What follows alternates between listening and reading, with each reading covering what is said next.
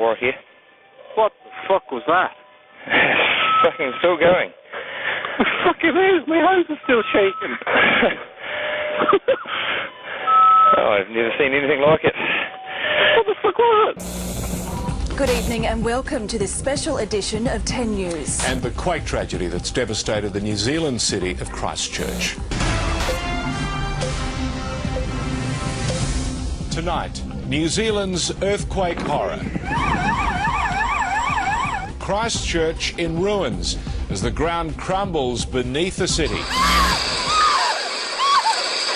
City buildings fell apart right in the middle of a working day and a school day. I don't think we can go past the fact that we may well be witnessing New Zealand's darkest day. We're just in Colombo Street near the Cathedral Square, and you can see cars have been absolutely covered. At this stage, everyone is just shell-shocked. If this building comes down, you got no chance. Can you all go back there, please? Frightening for those still inside. And there is someone trapped up in the glass there. They're just sitting out of the window. Hopefully they're okay. Just how huge could be seen from the air. The cathedral with its fallen spire, one of several churches which suffered major damage. A city building virtually halved and on fire. People waited on rooftops for rescue. This 4-storey office block squashed down like a pancake.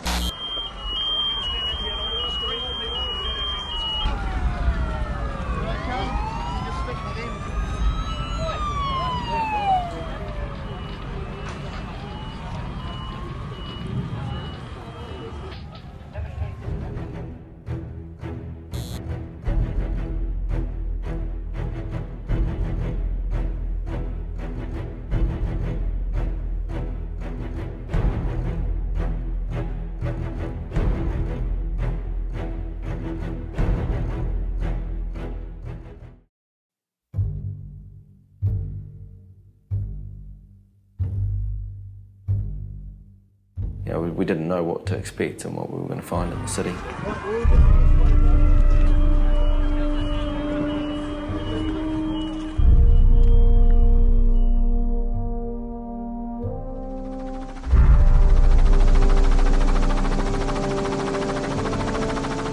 I guess the best way to honestly describe the first minutes, even the first hours to some degree, it's chaos.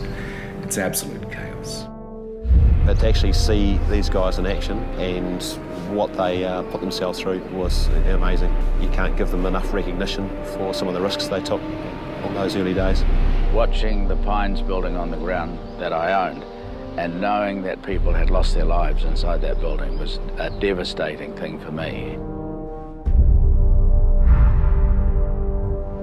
Everybody involved in and around the site at the time when we managed to rescue someone, it was overwhelming elation. But then, quickly tempered by, you've got to go in there again and you've got to look for the next person. It's a huge risk. If you looked at the CTV and the PGC buildings, we had to put people into them as we knew there were people to be rescued. At any time, another aftershock could have come through that collapsed the building a bit further. The CTV building, we had a large tower that at any time could have come down as well. We had to deal with shifting concrete slabs and concrete beams. And then we also had to find the safest route to essentially tunnel down through the building to get to these trapped people. It was a huge logistical challenge.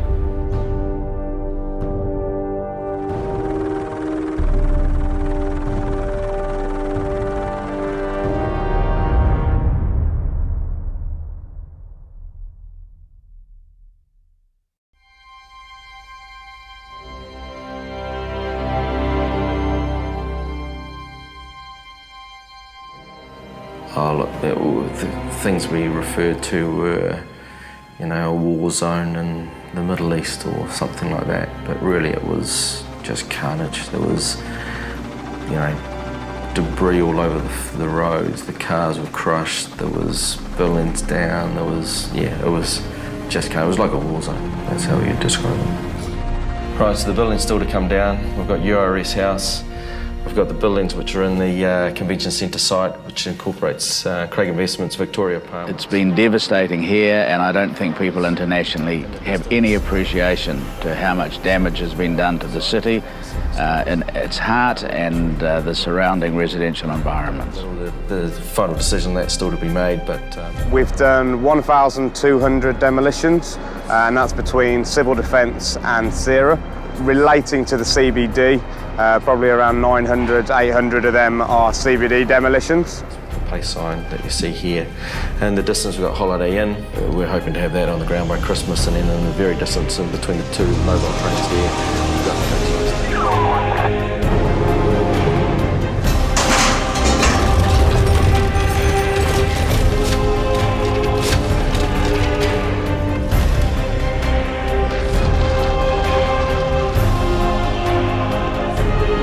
Approximately 50% of significant buildings have been demolished to date, and we are estimating about 80% will be demolished at the end of it.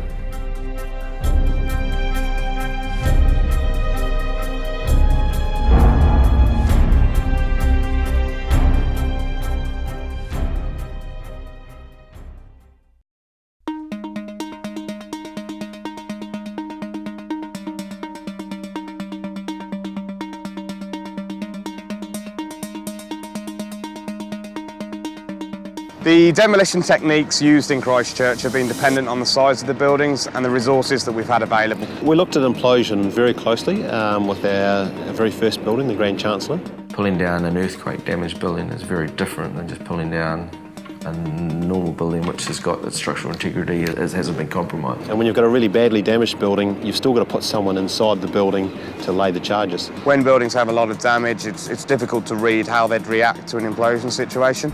So to implode a building next to a building that's already sustained earthquake damage, there's not really a general practice or procedure around that. And it comes back to the insurance certificates that are needed and who carries the liabilities. And what the contractors have demonstrated to us since we've been demolishing these buildings is demolition using a high reach is our most efficient demolition method, and also one of our safest methods as well.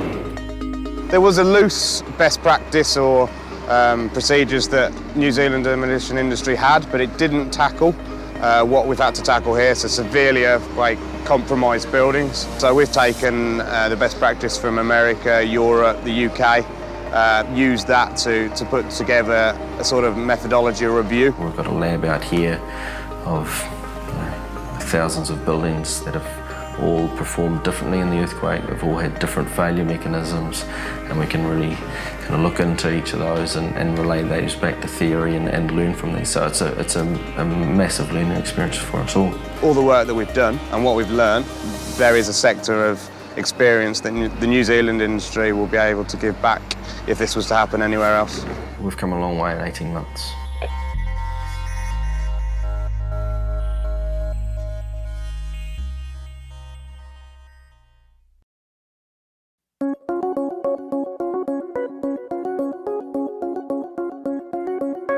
Christchurch was a big, sprawling city for a small population, and the ability to be able to bring that together and have a tight, confined city with a tight, confined commercial, residential and retail is going to be very important for Christchurch in the future.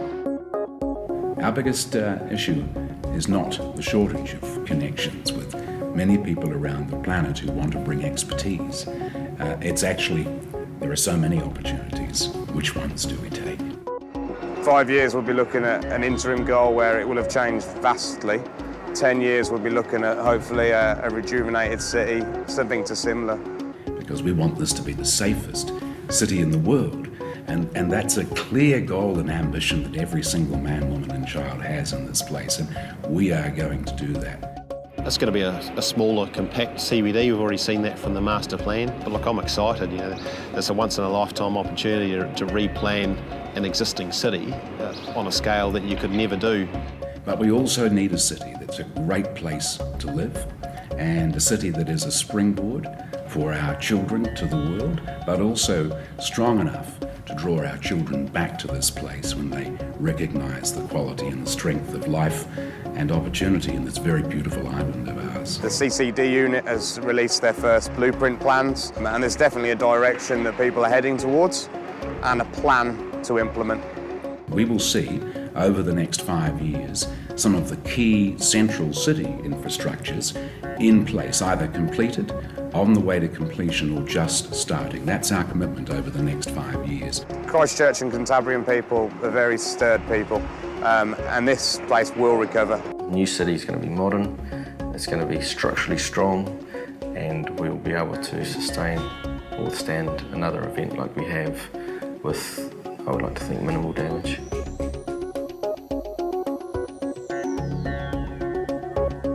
We have to recognise the scale of what we've been up against here is unprecedented. While the rest of the world struggles to grow its economy, in Christchurch we're looking at a 10 to 12% GDP in the whole province for probably the next 5 through to 10 years. So there's an economic and business opportunity here. What's the deal?